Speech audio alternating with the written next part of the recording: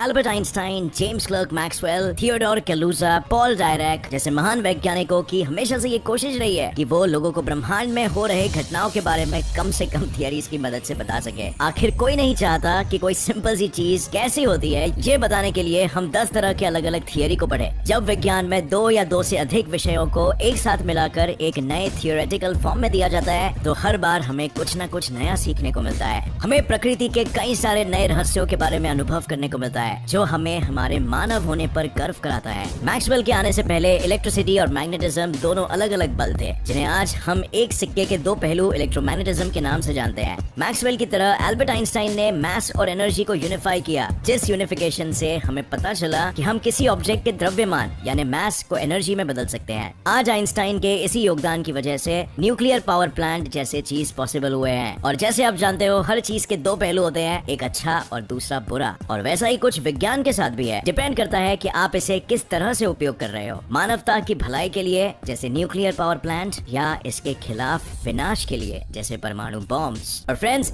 आज हम इसी विषय पर बात करेंगे, यूनिफिकेशन ऑफ फिजिक्स। फिजिक्स जिसे हम हिंदी में भौतिकी विज्ञान के नाम से बुलाते हैं, ये प्रकृति का अध्ययन करती है। प्रकृति में होने वाले सभी घटनाओं का वर्णन करने के लिए हम उनके होने के पीछे की वजह का फिजिक्स में अध्ययन करते हैं। इन कॉजेस को अक्सर फोर्स का नाम दिया जाता है। आप रोजमर्रा की जिंदगी में जितने तरह के फोर्सेस के संपर्क में आते हैं उन सभी का जन्म या तो इलेक्ट्रोमैग्नेटिक या ग्रेविटेशनल फोर्स से ही होता है। बट हमारे ब्रह्मांड में कुल मिलाकर 4 तरह के फोर्सेस काम करते हैं, जिनमें से 2 हम रोजाना की जिंदगी में महसूस कर पाते हैं और 2 को कभी फील नहीं कर पाते, लेकिन उनके वजह से ही आज पृथ्वी पर जीवन पॉसिबल हो पाया है। और वो है gravitational force, electromagnetic force, weak nuclear force और स्ट्रॉन्ग न्यूक्लियर फोर्स। ग्रेविटी को अक्सर कहा जाता है कि वो फोर्स नहीं बल्कि स्पेस टाइम में विकृति यानी कर्वेचर है, लेकिन ये मोशन का एक कॉज है जिसकी वजह से हमने इसे फोर्स की कैटेगरी में डाला है। नेचर में स्ट्रॉन्ग न्यूक्लियर फोर्स बिल्कुल अपने नाम की ही तरह है। स्ट्रॉन्ग न्यूक्लियर फोर्स जो इतना स्ट्रॉन्ग है कि इससे 99.3% ज्यादा वीक है दी इलेक्ट्रोमैग्नेटिक फोर्स, जो हमारे लाइफ में सबसे पावरफुल फोर्स के रूप में अपीयर होता है। और दूसरे फोर्स में आप कह सकते हो कि इलेक्ट्रोमैग्नेटिक फोर्स का स्ट्रेंथ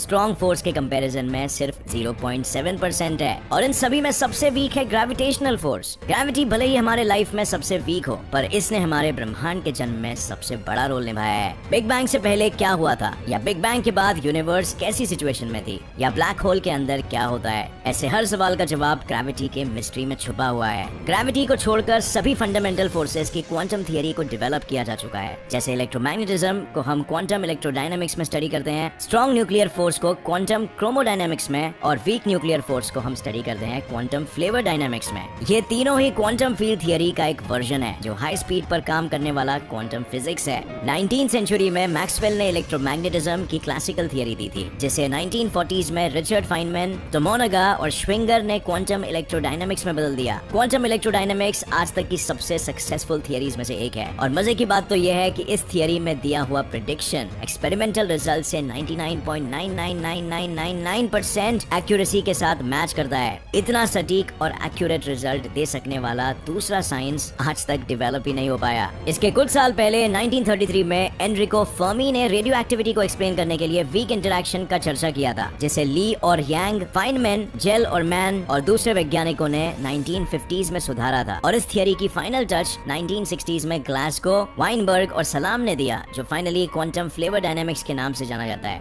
क्वांटम क्रोमोडायनामिक्स की पहल 1934 में युकावा ने किया था, जिस पर काफी समय तक दूसरे वैज्ञानिकों ने ध्यान नहीं दिया। और ऐसा होने का कारण था कि युकावा की ये थियरी बहुत ही हार्ड थी और कोई भी ऐसी थियरी पर रिसर्च नहीं करना चाहता था जो इतना हार्ड हो और जो अगर फाइनली गलत प्रूफ कर दिया जाए तो सारी मेहनत बेकार हो जाती। युकावा के इस थियरी को 1970s में फाइनल टच दिया गया क्वांटम क्रोमोडायनामिक्स के फॉर्म में, और ये काफी हद तक क्वांटम इलेक्ट्रोडायनामिक्स से मिलता जुलता है। लेकिन इलेक्ट्रोडायनामिक्स में 2 तरह के चेंजेस एग्जिस्ट करते हैं, पॉजिटिव और नेगेटिव। वही क्वांटम क्रोमोडायनामिक्स में ऐसा नहीं है। यहाँ 3 तरह के चार्जेस को स्टडी करने वाली थियरी है। जिस तरह पॉजिटिव और नेगेटिव इलेक्ट्रिक चार्ज मिलकर न्यूट्रल बनाते हैं, वैसे ही यहाँ जब तीनों कलर चार्जेस मिलते हैं तो एक न्यूट्रल कलर चार्ज का फॉर्मेशन होता है। और क्योंकि हमारे आसपास कोई आसान मेल खाने वाला कॉन्सेप्ट नहीं था, इसलिए वैज्ञानिकों ने कलर का एग्जाम्पल लिया। इसमें से उन्होंने 3 कलर चेंजेस को रेड, ग्रीन और ब्लू बताया। और फ्रेंड्स, याद रखिए, इनका रियल लाइफ में कलर से कोई रिश्ता नहीं है, ये सिर्फ समझाने में आसानी हो इसीलिए चुना गया था। क्वांटम रेल में चीजों की कलर जैसी कॉन्सेप्ट होती ही नहीं है। हिग्स मैकेनिज्म की मदद से क्वांटम इलेक्ट्रोडायनामिक्स और क्वांटम फ्लेवर डायनामिक्स को वैज्ञानिकों ने यूनिफाई करने में सफलता प्राप्त किया और इस तरह से इलेक्ट्रोवीक थियरी का जन्म हुआ। ऐसा माना जाता है कि जिस हाई एनर्जी पर स्ट्रॉन्ग फोर्स और इलेक्ट्रोवीक फोर्स दोनों एक दूसरे के साथ मर्ज हो जाते हैं। फिलहाल तो ऐसा होने का हमारे पास कोई एक्सपेरिमेंटल प्रूफ नहीं है। इससे जुड़े कई तरह के मैथमेटिकल हिंट्स थियरीज में जरूर मिले हैं। और फ्रेंड्स, सभी फोर्सेस को यूनिफाई करने के बाद वक्त आता है ग्रेविटी के यूनिफिकेशन का, क्योंकि हमारे पास ग्रेविटी को एक्सप्लेन करने वाली क्वांटम थियरी नहीं है और इसीलिए इस वक्त हमारा ग्रेविटी और दूसरे फोर्सेस को यूनिफाई कर पाना लगभग नामुमकिन है। जब भी वैज्ञानिक क्वांटम ग्रेविटी की थियरी लिखने की कोशिश करते हैं, अक्सर जाने अनजाने में उन्हें क्वांटम रेल्म में बहुत सारे ब्लैक होल्स का सामना करना पड़ जाता है या थियरी अपने कैलकुलेशंस में इन्फिनिटी आंसर देने लगती है, जो हमारे थियरी में कुछ बहुत ही गड़बड़ होने का संकेत है।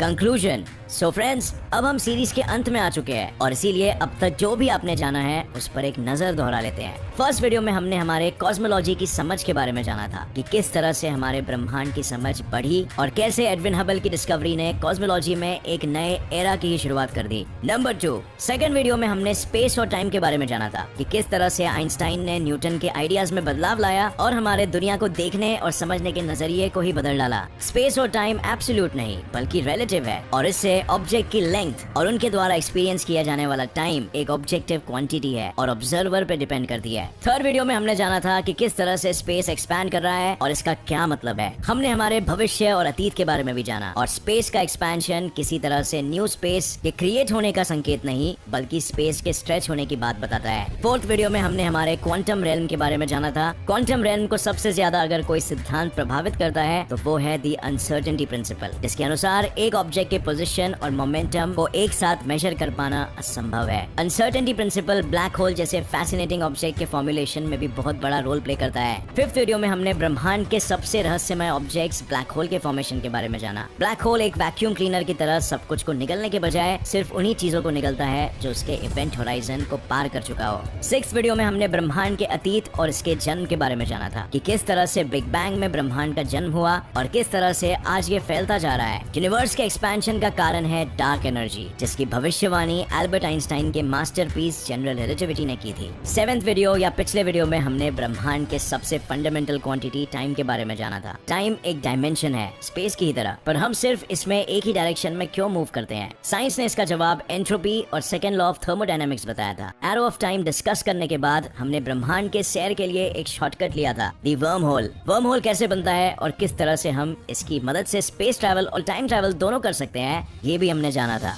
और फाइनली इस वीडियो में हमने यूनिफिकेशन ऑफ फिजिक्स और सीरीज के सभी वीडियोस को कंक्लूड किया है। और फ्रेंड्स, सीरीज का अंत अब हो चुका है, बट हमारा और विज्ञान का सफर तो अब बस शुरू ही हुआ है। आगे और बहुत सारे फैसिनेटिंग डिस्कवरीज साइंस में होने वाले हैं और तब तक के लिए हम बस इंतजार ही कर सकते हैं। So with this said friends, always stay curious, always stay hungry for knowledge and ask questions, क्योंकि यही चीजें तो हमें इंसान बनाती है, जो इस पृथ्वी पर और शायद इस गैलेक्सी में सभी दूसरे स्पीशीज से बहुत ही इंटेलिजेंट है। Thank you for watching friends.